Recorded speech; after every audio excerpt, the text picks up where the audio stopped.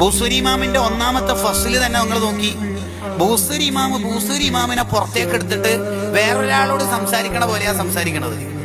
അതിന് അറബിക്ക് ലിറ്ററേച്ചറിൽ തജ്രീദ് എന്നാ പറയല്. ഇംഗ്ലീഷ് സാഹിത്യം പഠിച്ച കുട്ടികൾക്കും ഇത് വേഗത്തിൽ മനസ്സിലാവും.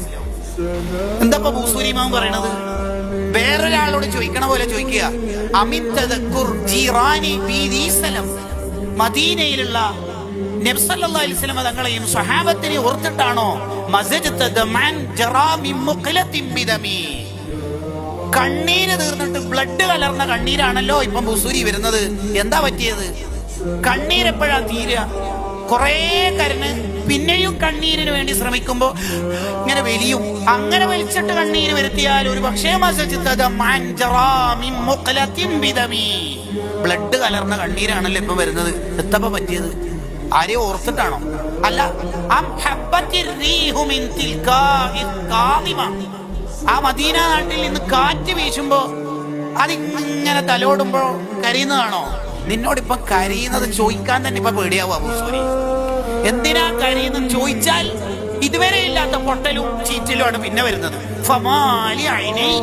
എന്താ ബുസൂരി പറ്റിപ്പോയത്? കരയല്ല എന്ന് പറയുമ്പോ കരച്ചിൽ കൂടുതലാ. എന്താ പറ്റിയത്?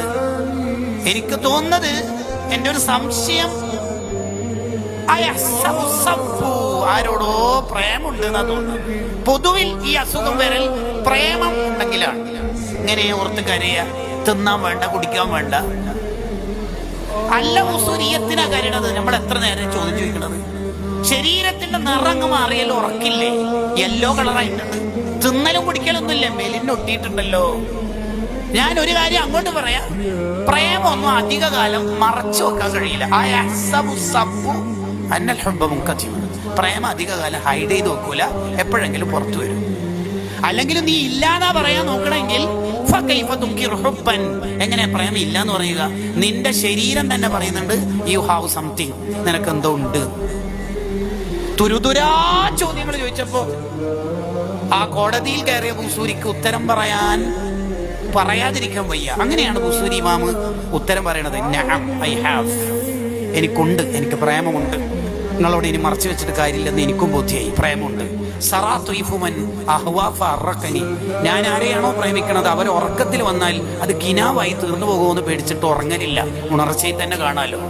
അപ്പൊ നിങ്ങൾക്ക് നേരത്തെ ചോദിച്ച ചോദ്യങ്ങളുണ്ട്. എന്താ ചോദ്യം? മൈഗ്രെയിന്റെ പ്രശ്നമൊന്നും വരില്ല ഉറക്കോയിനാൽ? കാല് കടച്ചില്, നടുവേന, കാലിന്റെ നീര്, പ്രേമം തലയിൽ കയറിയ വേദന ഉണ്ടാവില്ല.